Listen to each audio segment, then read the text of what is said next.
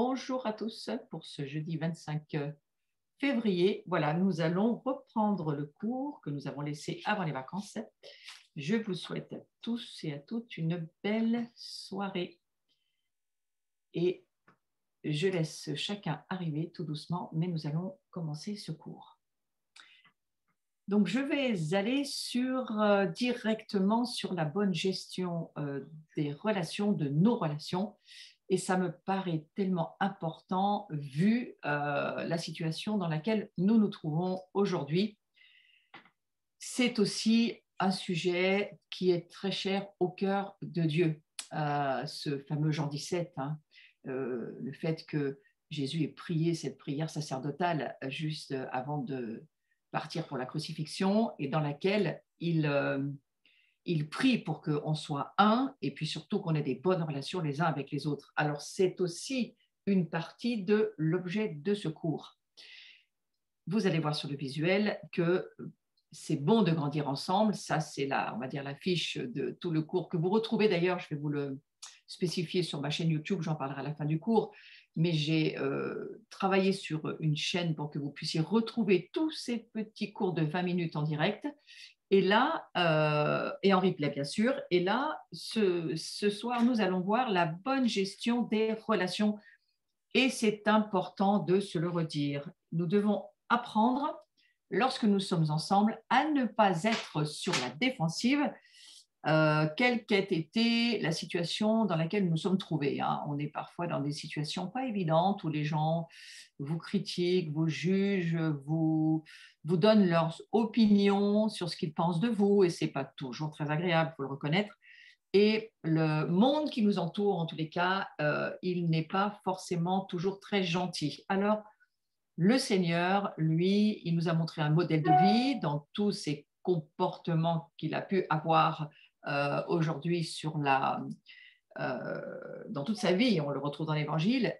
Jésus nous a montré un caractère que nous avons besoin de considérer, parce que c'est important de considérer le caractère de Jésus, doux, humble de cœur, qui ne s'offense pas, qui ne méprise pas, qui n'insulte personne et qui véritablement est un modèle parfait pour nous. Alors, nous devons résister à la tentation de critiquer et nous devons résister au fait de rejeter les autres, rejeter ceux qui n'est pas comme on se serait attendu, des situations qui ne sont pas comme on aurait voulu. Il me semble que le Seigneur nous aide et nous apprend à rester le plus possible souple dans notre vie. Et ce n'est pas facile ni évident. La souplesse, c'est quelque chose qui vient alors que nous prions et que nous demandons au Seigneur de nous rencontrer. C'est dans sa présence que nous sommes transformés. C'est la présence de Dieu qui change notre vie.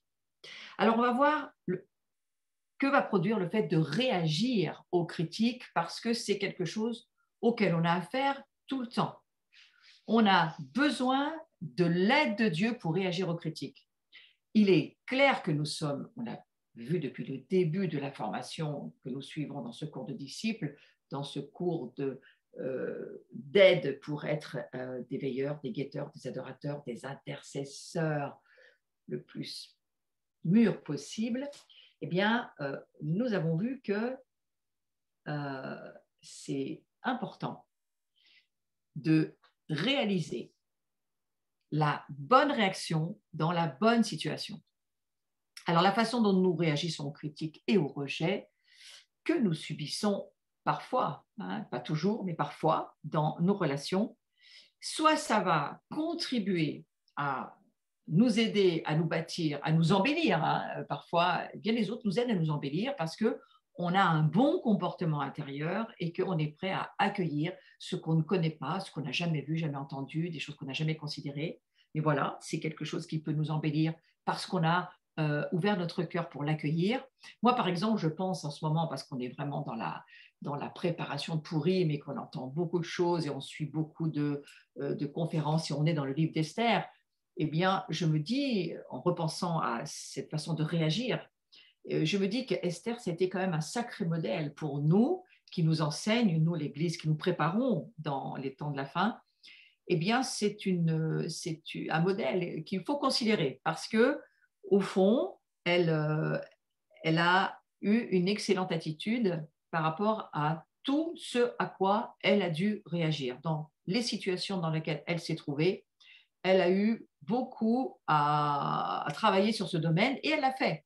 Et je crois que quand on dit qu'elle s'est préparée pendant 6 mois avec ses bains, avec ses huiles, avec cette myrrhe qu'il a fallu mettre sur elle, enfin toute cette préparation qu'elle a dû vivre, je crois que ça fait partie de notre compréhension aujourd'hui. Nous aussi, il faut nous préparer pour avoir de bonnes réactions, des réactions qui vont être constructives et pas des relations qui vont finalement pas seulement même ralentir notre croissance spirituelle, mais peut-être même dégrader nos relations avec les autres. Et si nos relations se dégradent avec les autres, il me semble que nous-mêmes, nous allons vivre une espèce de dégradation nous-mêmes, parce que nous grandissons mieux ensemble, mais nous grandissons ensemble forcément, puisque nous sommes ensemble le temple du Saint-Esprit, nous sommes ensemble la maison du Seigneur, et on ne peut pas le vivre tout seul.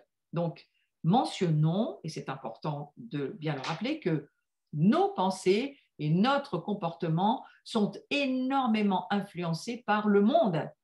Alors aujourd'hui, c'est vraiment compliqué, toutes les situations dans lesquelles nous sommes. Les relations que nous avons aujourd'hui sont en grand changement. On est dans des complications relationnelles, puisqu'on essaye même de nous dire qu'il faudrait qu'on n'ait plus de relations, qu'on arrive même à ne plus se parler. Donc, ça devient très difficile. Et eh bien, il faut que nous apprenions à bien réagir à ce que nous traversons, parce que nous traversons une période difficile et une période où on peut justement laisser toutes nos émotions et toute notre âme prendre le contrôle de notre vie, et alors ça sera catastrophique parce que en aucune manière notre âme n'a été créée pour diriger la vie, diriger et même devenir la locomotive du train que représente notre vie. En aucune manière notre âme n'est là pour diriger quoi que ce soit. Nous apprenons dans ce cours à marcher par l'esprit. Donc, nous devons demander au Seigneur de nous aider. Et ô combien l'histoire d'Esther, ô combien ce temps dans lequel nous entrons, de Pourim, et nous y allons là, ces jours, nous sommes dedans, eh bien, ça nous permet de nous préparer nous aussi, de réfléchir, de méditer sur ce livre d'Esther, de voir comment elle a géré ses relations avec le roi, qui, selon moi, n'était pas quelqu'un du tout, ni de facile, dans les rapports humains et encore moins à aimer. Je me suis toujours dit, mais Esther, comment t'as fait Esther pour arriver à travailler dans son cœur, d'arriver à aimer ce roi. C'est pas une histoire romantique, Le grand roi des rois perses, c'était pas le prince charmant et c'était véritablement très cruel dans son, on va dire, dans son environnement.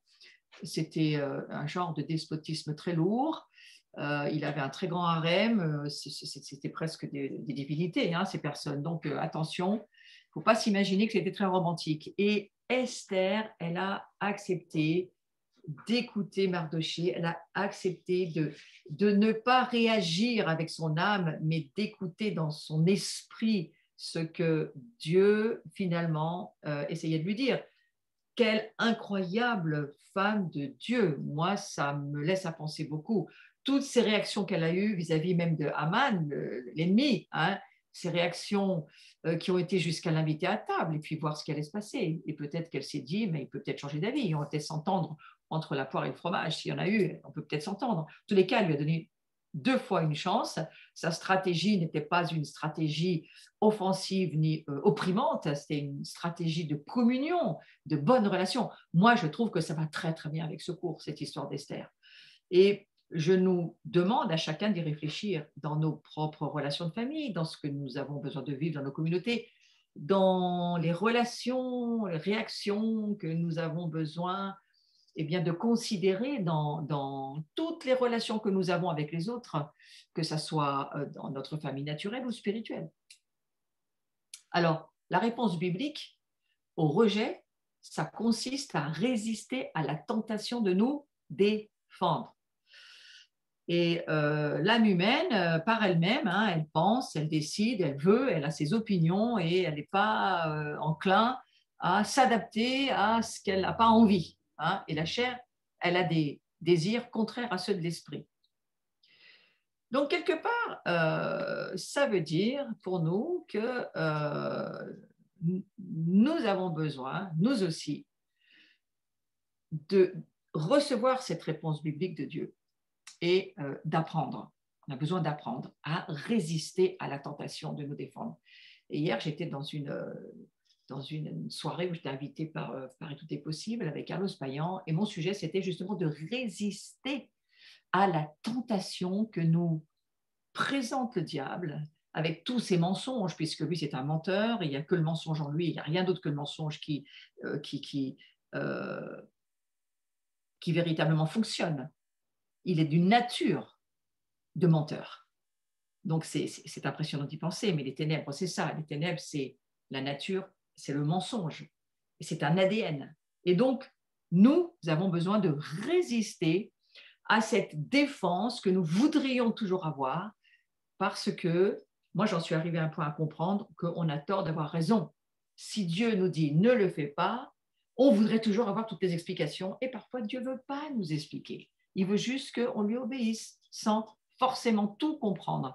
Et cet apprentissage à la sensibilité du Saint-Esprit, je me dis que ça a été toute la préparation d'Esther. Je reviens à Esther. Ça a été toute la préparation d'Esther dans ce palais où elle arrive.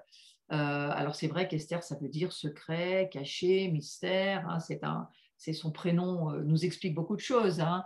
Elle ne vient pas en exposant qui il est, elle ne vient pas en amenant tout ce qu'elle pourrait être. Elle ne se présente pas de cette manière-là, mais elle est mise en confinement. Alors moi, ça me parle beaucoup parce que c'est quand même un petit peu ce que chacun de nous vit depuis presque une année maintenant. Hein. Quelle que soit la forme du confinement. Et dans ce confinement dans lequel elle est placée, Esther, eh bien, elle passe du temps dans l'écoute de la prière, elle écoute son oncle, elle prend le temps de se préparer et elle essaye, à mon avis, de comprendre ce pourquoi elle est là. Parce qu'elle a quand même été arrachée à une vie pour laquelle elle n'avait rien demandé. Quoi. Donc, nous avons le choix d'être chrétiens et nous l'avons fait librement. Hein. Notre choix d'être chrétien, c'est nous qui avons dit oui. On ne nous a pas arraché notre famille et obligés d'être chrétiens. Esther, c'était quand même une histoire pas évidente. Et j'en reviens, parce que j'ai ma tête dans l'histoire d'Esther, j'en reviens à me dire que, eh bien, apprenons comme Esther à prendre le temps de préparer notre vie à la relation avec les autres. À la relation avec les autres parce que c'est les autres qui comptent. Ce n'est pas ce que tu fais, tes œuvres, ou ce qui compte le plus dans ta vie, ce qui, quelque part, est l'objectif de Dieu pour ta vie, c'est ton caractère. Notre caractère, nous allons le garder pour l'éternité. C'est pour cela que Dieu est intéressé par notre caractère. Et c'est beaucoup plus important pour Dieu, notre caractère, que les œuvres même pour lesquelles elles ont été préparées pour nous, ces œuvres. Et on va les faire parce que le Seigneur les a préparées pour qu'on les fasse. Mais notre caractère, c'est extrêmement important. Il est besoin de travailler sur notre caractère et Jésus d'ailleurs, eh bien, il nous le démontre. Hein. Lorsque la Bible nous dit, il est humble de cœur, il est doux, il est patient, tempérant, tout le fruit, avec toutes les saveurs du fruit dont il est question dans Galates 5:22, font partie de ce travail de notre caractère. Alors, nous nous ouvrons, et c'est important de le dire, à la croissance et à la maturité quand nous adoptons un comportement qui n'est pas sur la défensive face aux critiques et aux rejets. Laissez les autres vous critiquer, laissez les autres vous rejeter. Ça devrait glisser sur vous comme l'eau sur les plumes d'un canard. Ça s'apprend. Ce n'est pas quelque chose qui vient de lui-même, mais c'est quelque chose dont on prend conscience et qui est important. Alors, on va passer au visuel suivant, tentative. Hein, tentative, voilà. Je l'ai lu au dernier cours, mais je veux le relire parce que je trouve que c'est très important. Entre ce que je pense, ça c'est toute la communication avec les autres, hein, toute la relation avec l'autre, ce que je veux dire, ce que je crois dire, ce que je dis, ce que vous avez envie d'entendre, ce que vous croyez entendre, ce que vous entendez, ce que vous avez envie de comprendre, et ce que vous croyez comprendre, ce que vous comprenez. Il y a 10 possibilités que l'on ait des difficultés de communiquer. Mais j'aime bien cette idée, essayons quand même de le faire. Donc voilà, je nous rappelle que nous ne sommes plus du tout des pécheurs, nous sommes des saints qui péchons encore et certainement nous souhaitons, moi je le souhaite pour chacun d'entre nous, pécher de moins en moins et nous apprenons en tous les cas à suivre le Christ dans le mieux que nous pouvons. Donc nous allons sauter dans les mécanismes de défense et voir les 3 titres qui vont défiler différents, vaincre le rejet. Vous voyez, il y a donc 3 façons de réagir dans ces mécanismes de défense. Il va y avoir le fait de vaincre le rejet, de céder au système ou de se rebeller contre le système. Et je crois qu'il faut avoir ces 3 réactions possibles dans notre esprit. Et ce sont des réactions, je le redis, négatives. Ce ne sont pas des réactions positives. C'est négatif, on va le voir pourquoi, mais vouloir vaincre le système, ce n'est pas bon du tout. Céder au système, encore moins. Et se rebeller contre le système, encore moins. Ceci dit, pensez aussi que lorsque je parle de système, je pourrais bien penser aussi au monde dirigé par Satan, qui s'appelle les ténèbres, ce monde démoniaque qui a son propre système de contrôle, on va dire d'une façon plus simple, sa propre sorcellerie. Hein. Satan a sa façon de fonctionner, mais sachez que soit vous écoutez et vous bougez et vous suivez et vous faites partie du royaume de Dieu, soit vous faites partie du royaume de l'ennemi. Mais il n'y a pas d'autre possibilité pour nous. Il n'y a que 2 royaumes et aucun autre royaume au milieu, aucun autre terrain sur lequel on pourrait se réfugier. Jésus dira, ou tu es avec moi dans mon royaume, ou tu es contre moi dans le royaume de l'ennemi, et on n'a pas d'autre choix. Donc tous ces systèmes de défense ne font en aucune partie, en aucun moyen, partie du royaume de Jésus.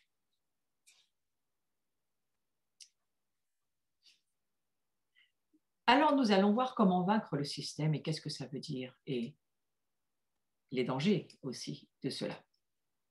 Certaines personnes réagissent au rejet et essaient de se faire accepter par les choses en place. Hein. Alors c'est soit en dominant les autres, ça s'appelle la domination, ça c'est une des caractéristiques de ce que j'appelle d'une façon, on va dire, très simple, l'esprit de sorcellerie. L'esprit de sorcellerie, c'est quelque chose qui va toujours nous dominer, et ça vient des ténèbres bien sûr, c'est un esprit de contrôle, et il veut toujours dominer la situation. Il fait partie de la compétition, de la performance, hein. Il faut devenir le meilleur, être toujours le compétiteur, celui qui est devant. On n'accepte pas que les autres nous passent devant, ça fait partie de ce caractère carriériste, hein. Il y a beaucoup de gens comme ça dans la société. Et si vous regardez le visuel qui est devant vous, ça pourrait peut-être vous inspirer. Voilà, vous voyez ce visuel. Ouais. Alors, cette domination ou cette main qui se trouve sur cette femme, c'est le cas de beaucoup de gens aujourd'hui. Beaucoup de gens, femmes, hommes, hein, ce n'est pas forcément que pour les femmes, hein, mais il y a beaucoup d'hommes aussi qui sont sous une domination, quelle qu'elle soit. Cette main peut représenter beaucoup de choses. Elle peut représenter peut-être même une idée que vous vous faites de la vie qui n'a rien à voir avec ce que la Bible nous dit et où, eh bien, la vie vous domine parce qu'il y a en vous quelque chose qui se soumet tout le temps. Et ça, on va le voir dans le deuxième cas. Mais la domination et le fait d'être dominé, ça va aussi ensemble. Hein. Mais ici, je vais aller sur plutôt le fait que on pourrait être cette main sur les autres. Hein. On veut dominer les autres, on veut avoir le pouvoir sur les autres, on veut avoir le contrôle, c'est la même chose. Alors, ce sont des comportements charnels, hein. Ce sont des comportements de la vie de tous les jours que vous voyez chez beaucoup de gens autour de vous, peut-être en vous. Il faut demander au Seigneur, montre-moi Seigneur, si je suis comme ça, s'il te plaît Seigneur, délivre-moi. Parce que c'est quelque chose, c'est une grâce que Dieu peut nous donner de voir que nous sommes ainsi. Et pour ma part, je travaille dans le discernement des esprits, le monde de la délivrance depuis de nombreuses années. Je revoudrais bien le visuel, s'il vous plaît. Je travaille depuis de nombreuses années dans ce domaine et je peux vous dire que c'est vraiment très courant de se retrouver dans cette personne qui met sa main sur les autres et qui, parce que la vie a créé en elle ce genre d'ouverture et qu'on a accepté de laisser cette main mise, parce que c'est ça que ça veut dire, sur nous, se manifester, eh bien, on peut être devenu comme cette main. Donc, le Seigneur nous le montre et en exposant les ténèbres, en exposant les mensonges. Ce dont je vous parle, c'est on va dire, toute une partie des stratégies mensongères de l'ennemi pour avoir de mauvaises relations avec les autres. Donc, celle-ci, elle en fait partie. Hein. Donc, vous voyez, cette main de domination, j'y passe du temps parce que je ne voudrais pas pour l'instant que vous vous voyez comme cette femme qui est en dessous, mais est-ce que je suis cette main dans mes relations avec les autres? Est-ce que les autres, quand je les approche, ils se baissent parce que vous leur faites peur? Parce que quelque part, il y a quelque chose en vous qui dominait malgré vous. Ça s'appelle besoin de délivrance.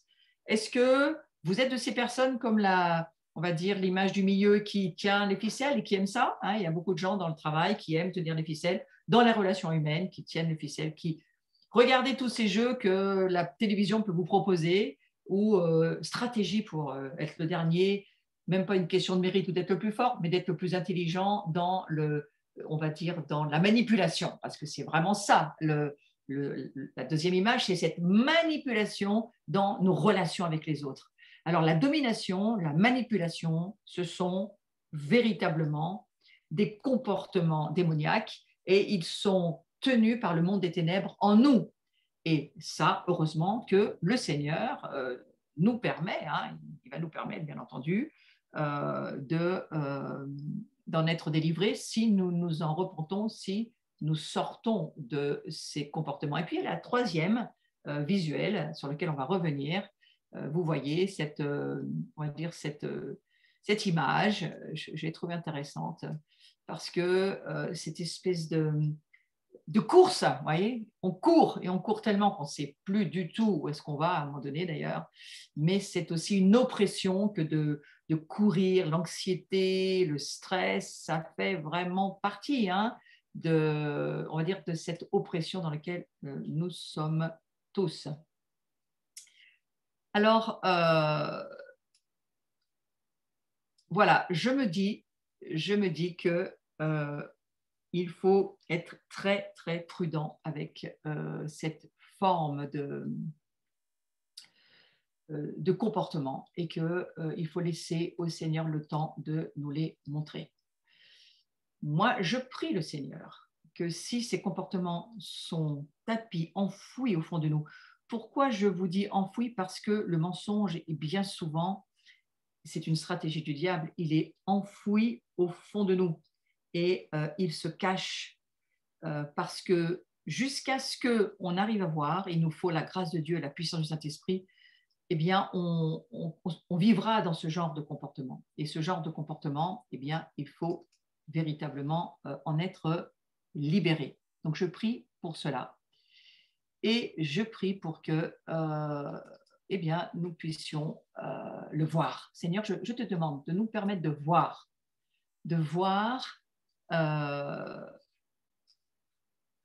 ce qui est au fond de nous.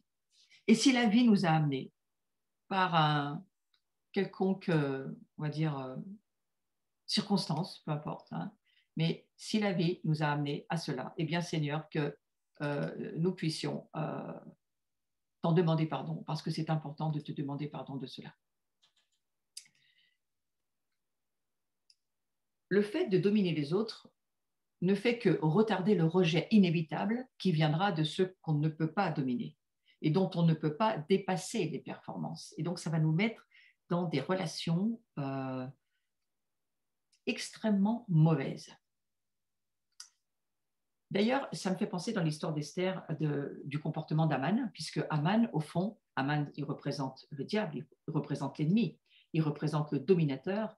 Eh bien, Aman, c'est un peu ce qu'il est, vous voyez, c'est carrément ce qu'il est. C'est le dominateur qui ne supporte pas les Juifs, c'est un esprit d'antisémitisme, mais c'est un esprit sélectif de contrôle, de domination, de manipulation, et cet esprit d'Aman, en fait, il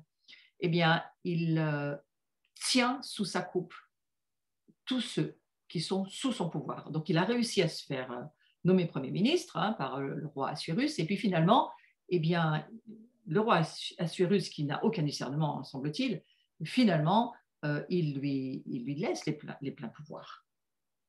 Et qu'est-ce que fait le diable? Eh bien, il va en profiter, justement.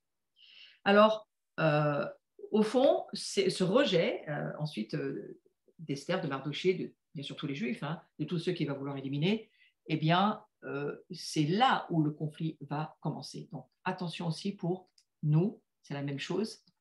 Soyons prudents et si nous avons en nous ce genre de comportement, repentons-nous. C'est l'heure, c'est le moment. Ne vivons pas en tant que fils et filles de Dieu dans la saison dans laquelle nous sommes. Ne vivons pas avec cela. Alors, on va aller sur un deuxième chose, deuxième comportement, toujours aussi démoniaque, toujours aussi dangereux, toujours aussi néfaste. Et ce comportement s'appelle céder au système. On va le voir apparaître sur l'écran.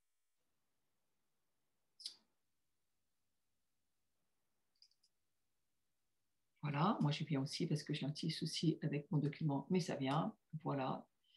Et céder au système, vous voyez, je vous laisse 2 minutes pour laisser ces images toucher votre vie parce que c'est pour ça que je les ai mises du reste.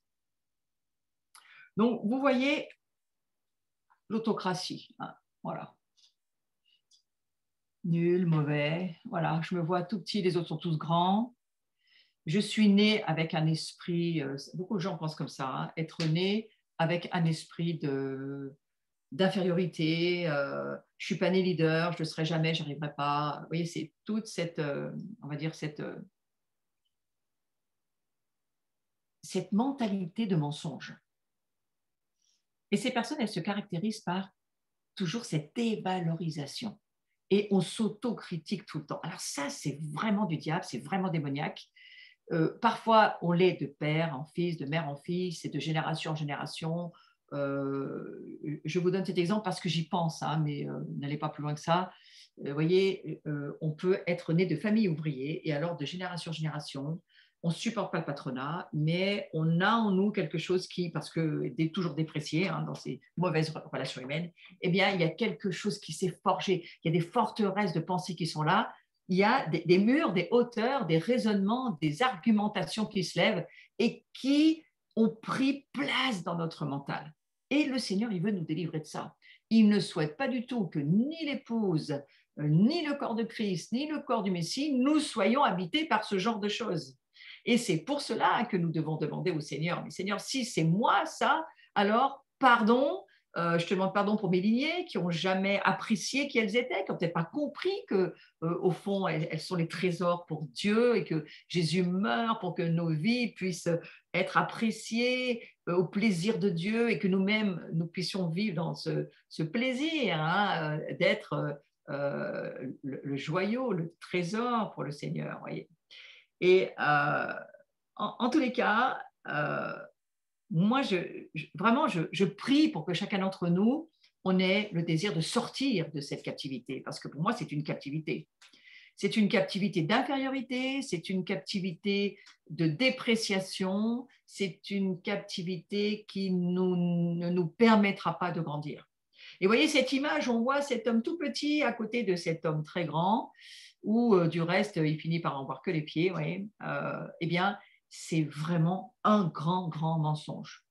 Et toutes ces pensées négatives qui nous traversent sans arrêt, la guerre des pensées. Alors, ceux qui avaient suivi ce cours, hein, vous savez que revenez sur, j'ai mis tous les cours de précédents sur le champ de bataille des pensées, sur dominer vos émotions, marcher par la foi, vivez dirigé par le Saint-Esprit. Tous ces petits enseignements sont sur ma chaîne YouTube aujourd'hui qui s'appelle Florence Maréchal Pasteur. Vous la retrouverez sur YouTube. Allez les réécouter, laissez-les vous aider. C'est pour ça que je les ai proposés, pour que ça nous aide à ne plus vivre avec ces pensées négatives, avec cette envie de domination, ou cette oppression d'être toujours dominé, de se sentir dominé, et cette infériorité dont on n'arrive pas à se défaire.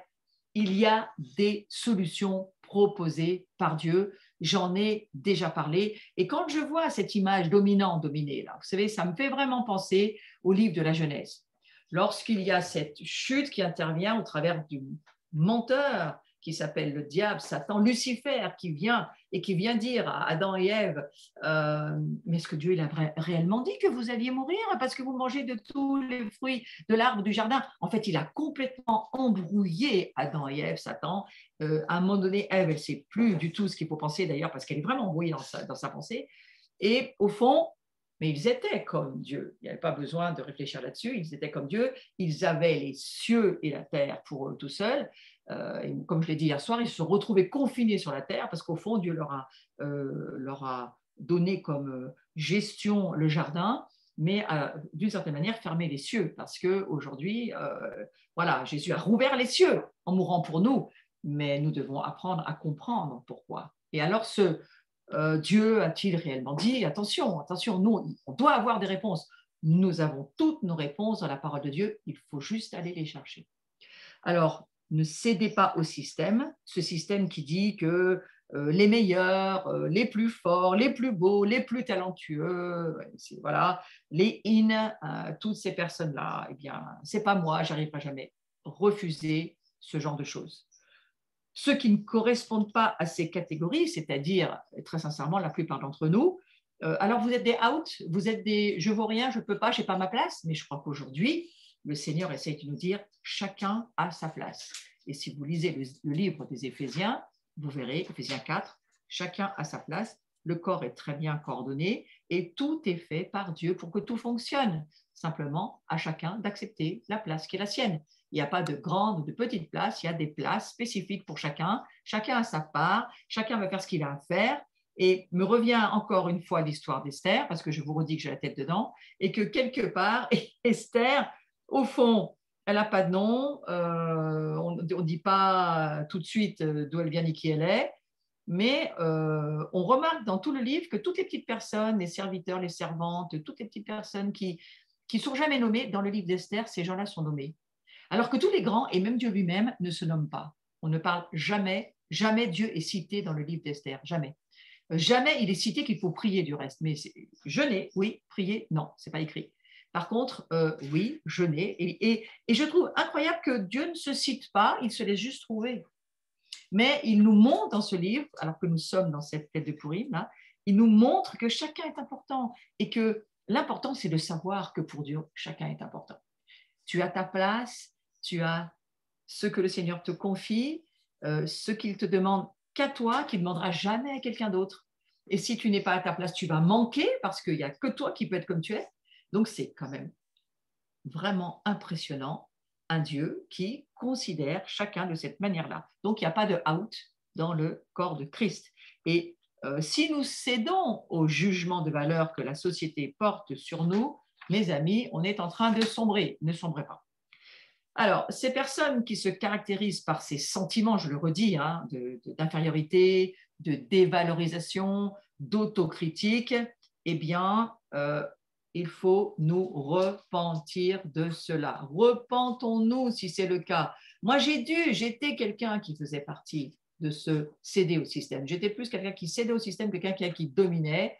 Il fallait que j'arrive à dominer mes peurs, c'est compliqué, à dominer mes craintes, c'était compliqué, beaucoup de choses étaient compliquées. Je suis là derrière d'une famille, je ne suis pas l'aîné, je ne suis pas un leader. Voilà, moi j'avais tous ces problèmes à gérer, de relation avec moi-même, de relation avec les autres. Mais j'apprends et j'apprends toujours.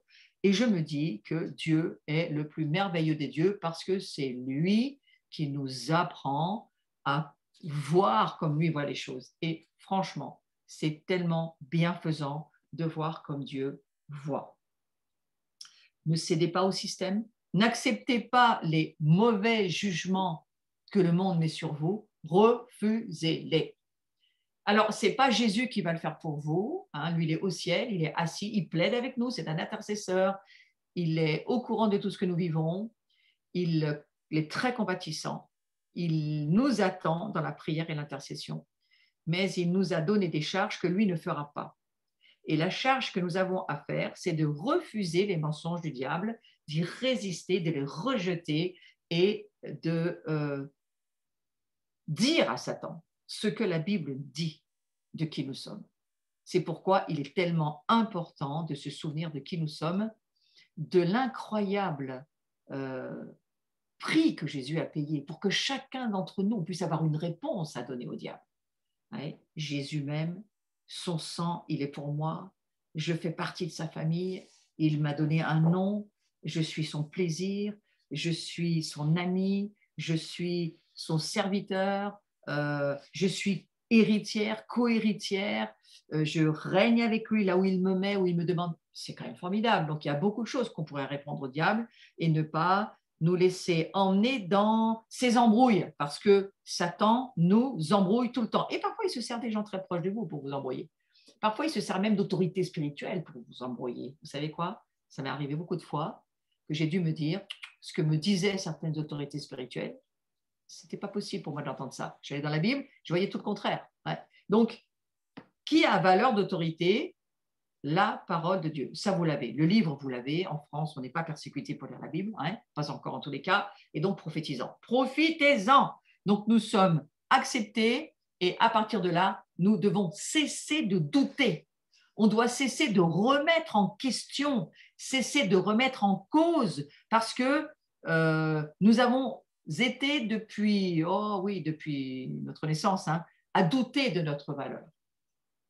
Et rares sont les familles qui vous bénissent. Alors les Juifs le font à chaque Shabbat, bénissent leurs enfants, mais nous, on n'a pas appris à faire ça dans les nations. Hein. Tous les vendredis soirs, j'ai jamais vu mon père ni ma mère me mettre les mains sur la tête, me bénir, me dire vas-y ma fille, on prend toi, c'est merveilleux, que la bénédiction soit sur toi. Oh, mais quelle chance de pouvoir le faire aujourd'hui. Enfin moi personnellement, ça m'est jamais arrivé. Hein. Donc voilà, si on ne vous l'a jamais fait, eh bien faites-le à vous-même. Déjà, il faut commencer par quelque chose. Hein. Donc commencez par vous-même, bénissez-vous vous-même et commencez à dire, mais moi, Dieu me bénit, il est mort pour ça, il est mort pour que je me sente béni, que je sois béni, que je reçoive cette bénédiction. Et comme mes mains, c'est celle de Jésus, c'est pas trop compliqué. Hein. Encouragez-vous vous-même. C'est rare les gens qui nous encouragent. Mais s'il y a quelqu'un qui nous encourage, c'est bien le Christ. Il est là pour, mais vraiment pour nous montrer que lui, c'est un chemin de vie. Mais pour ça, le chemin, je suis, dira Jésus, je suis le chemin, mais je vous rappelle que pour arriver jusqu'à la vie, c'est-à-dire jusqu'à la vie Zoé, la vie éternelle, la vie divine, la vie en nous, la vie qu'on ne peut plus perdre, elle est en nous, hein, eh bien, il faut passer par la vérité. Or, moi, je suis en train de vous dire, tout ce dont je vous parle aujourd'hui ne sont que des mensonges. Hein, c'est-à-dire le fait de vouloir dominer le système ou de céder au système. Ce sont des mensonges qu'il faut débusquer. Hein. Alors, en les débusquant en nous, c'est une grâce. Ce n'est pas une accusation, ce n'est pas une domination de la part de Dieu. Dieu ne fait jamais ça. Jésus, jamais il accuse. Jamais il condamne. Regardez dans Jean 8, la femme adultère. Il ne l'a pas du tout accusée. Il ne l'a pas condamnée. Il a juste dit, ok ma fille, tes péchés sont pardonnés. Voilà, maintenant, tu ne pêches plus s'il te plaît. Tu fais ton possible pour ne plus pécher. Ouais, mais c'est notre histoire. Ouais. Donc tout ce que nous faisons qui n'est pas correct, Jésus ne nous accuse pas. Il nous convainc du changement. Ce n'est pas l'accusation, ce n'est pas la condamnation, ça n'a rien à voir.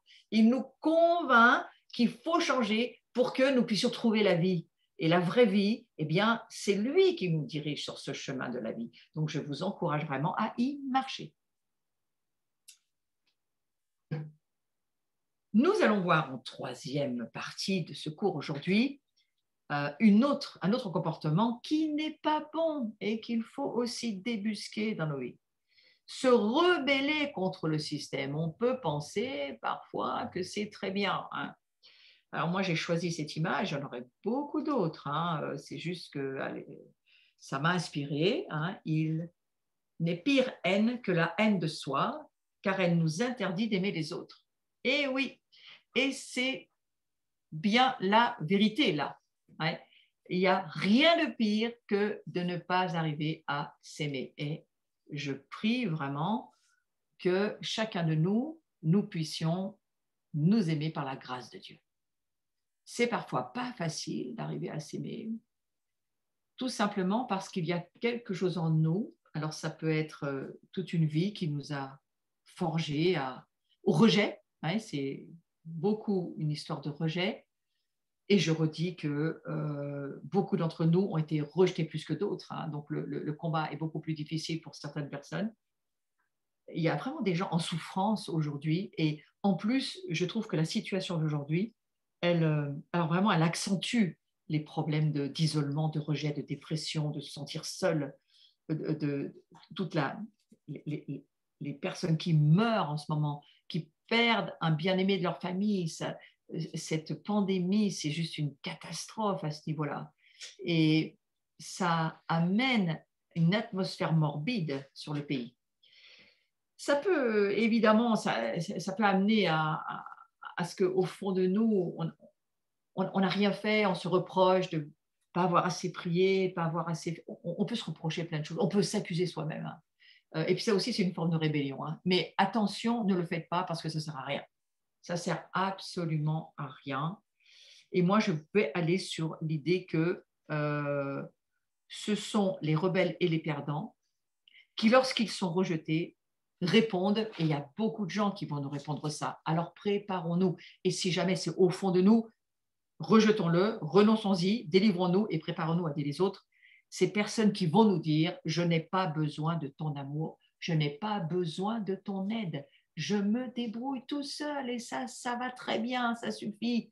Et on va vraiment vers ce genre de comportement aujourd'hui, de plus en plus. De plus en plus, on va entendre les gens nous dire, j'ai pas besoin d'aide, regarde, de toute façon, tu peux pas m'aider, puisque le système, aujourd'hui, qu'est-ce qu'il fait? Il nous isole, il nous met en séparation, hein. On est dans la période du séparatisme là en ce moment, hein. Il nous met en isoloir total. J'entendais dernièrement une petite réflexion sur France Info d'un homme qui se lève pour dire que c'est insupportable aujourd'hui dans les prisons, déjà que ça a toujours été insupportable, mais alors là, encore plus que d'habitude, parce que dans les endroits de parloir où justement les prisonniers pouvaient rencontrer leur famille, il y avait quand même encore un peu de vie, un peu de possibilités. Aujourd'hui, il n'y a plus rien. Il n'y a même plus, il y a des enfants qui n'ont pas touché leurs parents depuis 1 an, pas vus de loin derrière des plexiglas, et c'est très, très compliqué pour se voir. Il n'y a plus aucune. Alors avant, il y avait des petits appartements, on pouvait quand même se retrouver la famille, avoir un minimum de relations. Vous voyez, il n'y a plus rien, vous imaginez. Moi, parfois, mon cœur, il se brise pour ces personnes. Je me dis, mais comment, Seigneur?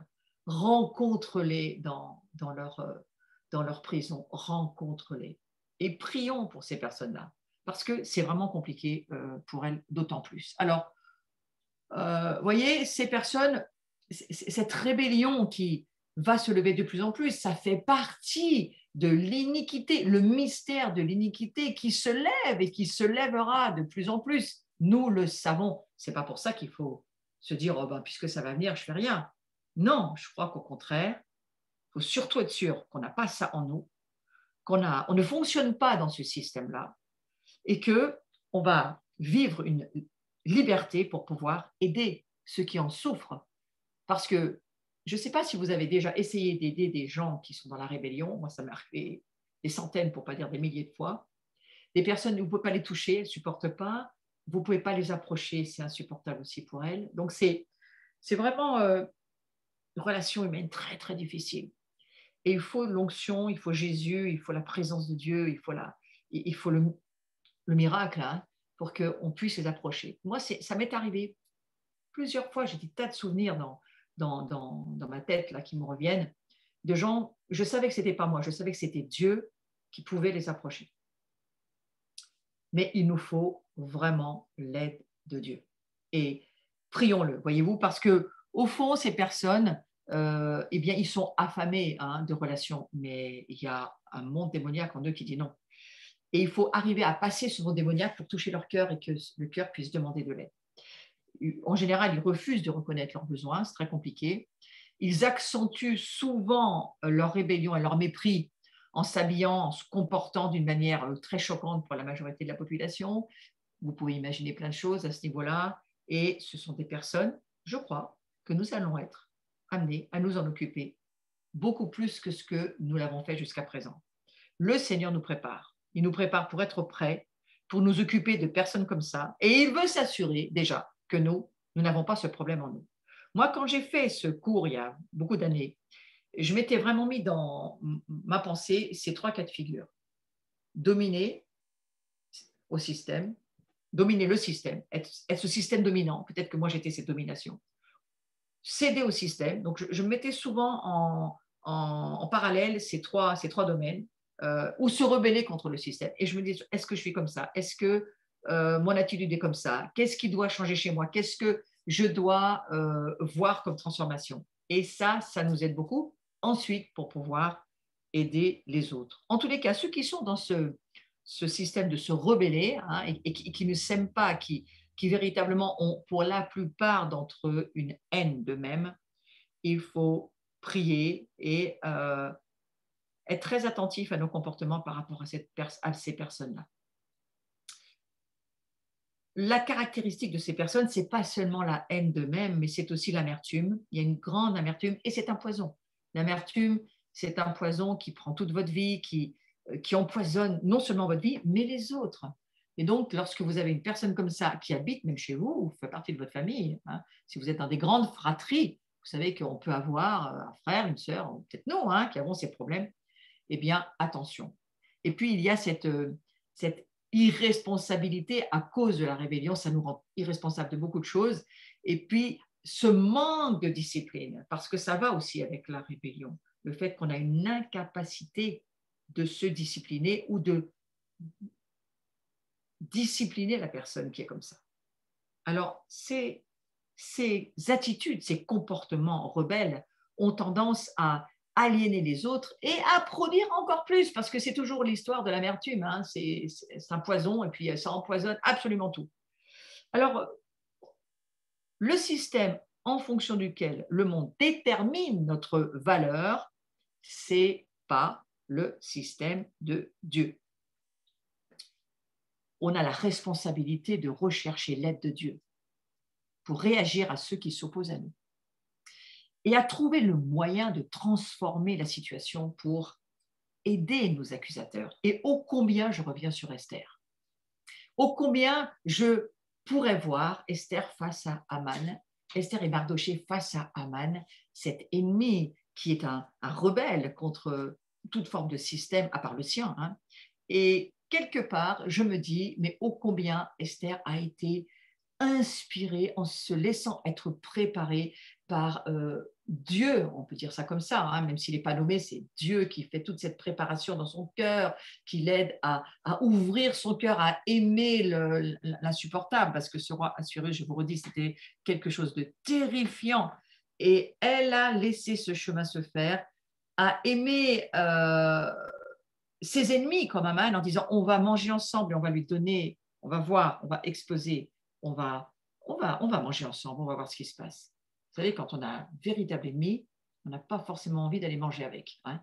Et il y a cette sagesse, cette maturité dans laquelle Esther a pu rentrer parce qu'elle a pris le temps de se préparer. Et moi, je crois que le Seigneur veut nous rendre comme Esther, nous amener à prendre encore du temps, peut-être un peu de temps, pour être tout à fait prêt pour cette moisson qui va arriver, ces hommes et ces femmes qui vont peut-être se retrouver comme étant des dominants, des dominés ou des rebelles, et que tout ce monde qui va venir vers nous, eh bien, il va falloir que nous ayons des stratégies comme Esther pour pouvoir laisser les choses être mise à la lumière et que les personnes puissent avoir libre choix de décision.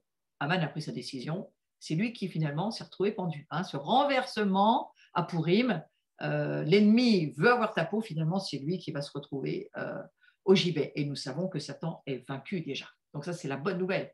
Aujourd'hui Satan est vaincu et nous prenons le temps de laisser le Seigneur nous préparer. Laissons-nous dans l'humilité, dans la malléabilité, dans la docilité, pour moi c'est tous les qualificatifs de l'obéissance, eh bien laissons Dieu nous préparer parce qu'il nous prépare pour quelque chose. Il nous prépare parce qu'il a un grand projet et que ce projet, oui, d'établir son royaume au travers de nous, c'est une chose, mais je crois qu'il nous prépare pour accueillir cette moisson d'âme et il va falloir que nous soyons prêts. Voilà, donc je vais terminer ce cours en priant sur ces domaines et que, vous savez, lorsque Dieu nous donne une autorité, il nous donne aussi la responsabilité.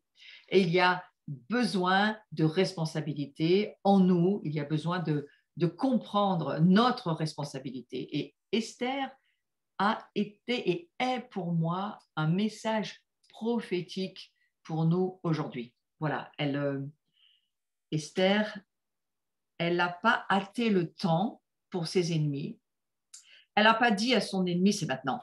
C'est pas elle qui a décidé. Elle a juste décidé de jeûner, de remettre sa vie entre les mains de tous ceux qui jeûnaient avec elle.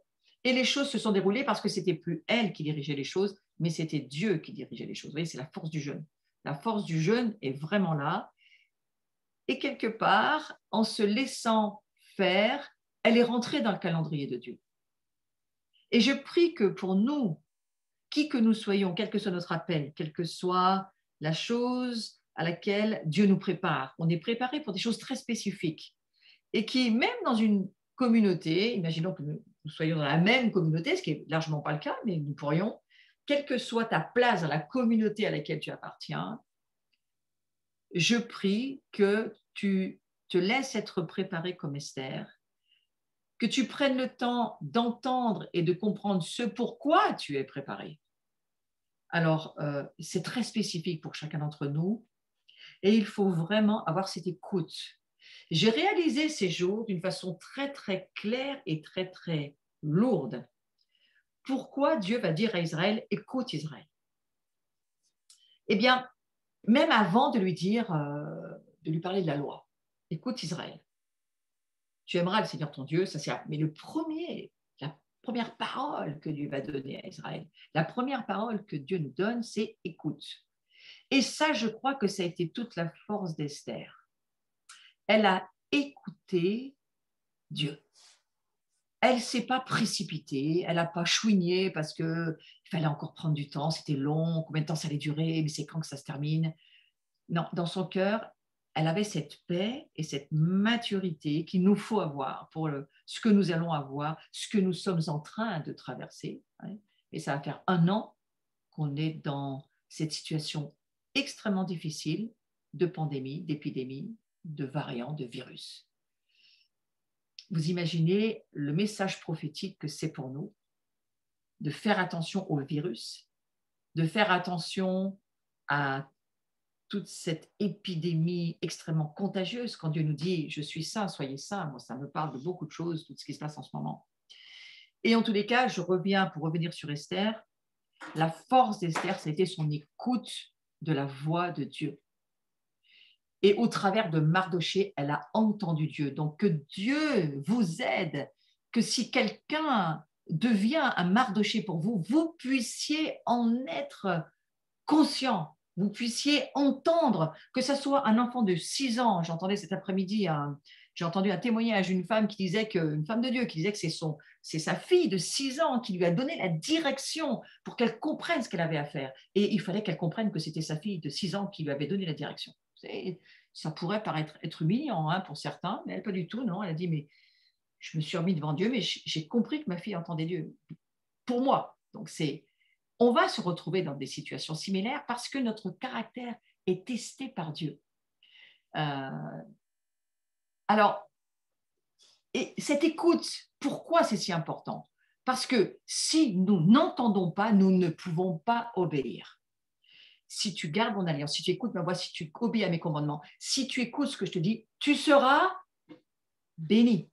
Donc, le fait que nous écoutions Dieu, ça nous amène forcément dans la bénédiction et ça ouvre pour nous tout notre potentiel de développement et de marcher dans notre appel et d'aller jusqu'au bout de ce que Dieu va nous demander. Parce que nous entendons Dieu et nous marchons dans la bénédiction, nous obéissons et nous suivons ce que Dieu nous dit, nous entendons Dieu.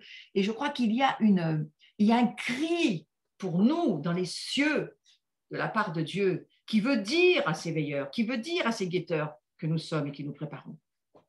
Il faut absolument entendre ma voix. Absolument. Et il faut que tu saches quand c'est moi qui parle et quand c'est le diable qui parle. Et on a besoin de ce discernement. Donc, on a besoin aussi d'apprendre à faire la guerre. On a besoin d'apprendre à rejeter les ténèbres, à nous soumettre à Dieu pour que le diable fuit. Mais ça ne veut pas dire qu'on n'a rien à faire avec le diable. On a besoin de dire au diable, sors de mes pensées, je refuse ce que tu es en train de me dire, je condamne tes paroles. Ça, c'est prendre notre autorité. C'est très important. Lever des décrets comme Esther l'a fait. Comment elle a pu faire des choses pareilles? Parce qu'elle entend Dieu. Et si nous n'entendons pas Dieu, qu'est-ce qu'il se passe? Eh bien, nous sommes donc sous les mensonges du diable.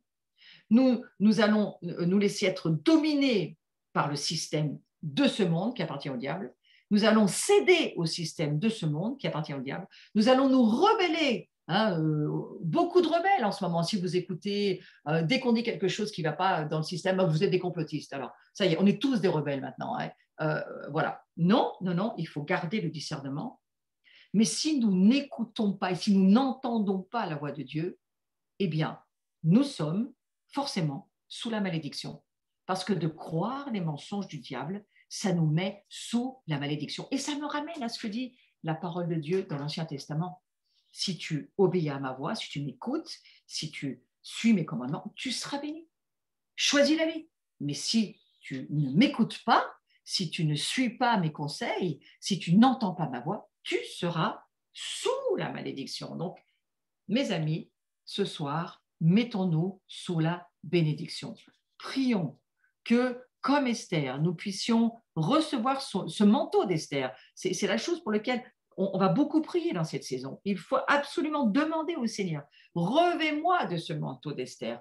Montre-moi les Mardochés. Aide-moi aussi à accueillir ce manteau de Mardoché pour que je sois aussi la voix et l'écoute pour ceux qui ont peut-être besoin d'entendre une vraie parole de Dieu et que ça va mettre sur la bonne voie. Donc, la bonne voie, ce n'est pas un jeu de mots, ça veut juste dire, eh bien, sous la bénédiction. Mais c'est un jeu de mots quand même. Donc, merci Seigneur de ce que chacun d'entre nous, on prend conscience de l'importance de cette préparation dans laquelle nous sommes et que nous puissions grandir beaucoup mieux tous ensemble, que nous puissions saisir qu'il y a des stratégies démoniaques sous lesquelles il ne faut pas nous mettre, qu'il faut refuser, auxquelles il faut renoncer, nous repentir et nous battre contre cela, c'est-à-dire dire nous n'en voulons pas parce que nous voulons nous soumettre à Dieu. Et je prie que ça soit votre cas pour chacun d'entre vous. Voilà, et ça sera la fin de mon cours pour aujourd'hui. J'espère que ça vous aura encouragé. Vous êtes tous appelés à être des Esther, des Mardochés. Vous êtes tous appelés à avoir un appel très particulier de Dieu pour les jours qui sont devant nous. Alors, restez attentifs à la parole prophétique. Maintenant, je vais vous donner 2-3 petites informations. La première, le prochain cours, donc, eh bien, voilà, c'est le 4 mars. Ça sera donc la semaine prochaine à 18h, comme d'habitude. Et puis, je voudrais aussi vous parler du fait que vous allez pouvoir me retrouver. Voilà, c'est la présentation de ma nouvelle. Il n'y a pas longtemps qu'elle existe, mais j'ai beaucoup travaillé dessus. Ma chaîne YouTube, et vous allez la trouver en tapant Florence Maréchal. Et si vous tapez Pasteur, ça sera peut-être plus facile pour me trouver parce qu'il y en a beaucoup des Florence Maréchal. Et Je vous remercie de vous abonner à ma chaîne, ça me donne de la visibilité pour que d'autres puissent profiter de ces cours. Et vous allez trouver dans ma playlist tous les cours de Réveiller les guetteurs par petites coupures de 20 minutes et vous pouvez aller vous nourrir, manger et cliquer sur la cloche pour me dire merci et ça m'aidera beaucoup pour développer tout ce que j'ai encore à faire sur cette chaîne. J'y mets certaines prédications, j'y mets des choses où vous pouvez grandir. J'y mets aussi des choses que je trouve très intéressantes. Vous allez voir dans ma playlist, il y a par exemple toute l'histoire de la belle France, toute l'histoire de notre nation, très bien racontée. Il y a plein de choses. Vous pourrez les trouver si vous cherchez. Voilà. Et ensuite, j'aimerais vous inviter samedi. Donc, j'ai toute une journée. Il faut s'inscrire sur notre site au travers du Zoom. Mais j'ai une journée de formation. Le matin, ça sera sur le rôle, le cœur de l'adorateur et comment rentrer dans l'adoration d'une manière biblique, hein, parce qu'il faut quand même que ce soit la Bible qui nous dirige, bien entendu. Et puis, l'après-midi, je vais aller sur la sacrificature et parler du rôle du sacrificateur de l'ordre de Melchisédek, parce que beaucoup m'ont demandé de reprendre ces cours et d'aider à la compréhension. Donc, c'est ce que je vais faire. Voilà. C'est un Zoom privé, ce n'est pas un Zoom public, il faut s'inscrire et l'obligation, c'est d'ouvrir votre fenêtre pour que je puisse vous voir durant toute la journée. Ensuite, je suis oratrice principale chez les Euglos la semaine prochaine. Mon sujet, c'est s'affermir dans l'autorité en Christ et je vous promets qu'on va reparler d'Esther. Voilà. Vous retrouvez toutes ces informations sur notre site, hein, du reste. Voilà. Ah oui, un autre rendez-vous très important, j'aimerais vous inviter. C'est une grande table, c'est la table messianique qui nous invite, mais c'est nous, l'abri, qui l'organisons avec Paris Tout est possible. Et je serai avec Carlos et nous animerons cette soirée. Mais les deux intervenants seront Marc Blancou et Yuval Yanet, et nous allons vivre un Seder comme on n'en a jamais vécu, avec la famille juive messianique ou pas messianique du reste avec nous, mais tout le monde est bienvenu. On a mis des rallonges, on va être à table et je présuppose que nous allons être des centaines ensemble et c'est tout ce qui compte, que nous soyons ensemble, nous grandissons beaucoup mieux. Voilà, je vous souhaite une très très belle soirée. Je remercie tous ceux qui me soutenaient, m'aidaient, les cloches, les j'aime bien, les abonnements, et puis certains voilà, me soutiennent financièrement. Je vous remercie, vous n'êtes pas obligés, mais si vous le faites, soyez-en remerciés. Passez une belle soirée.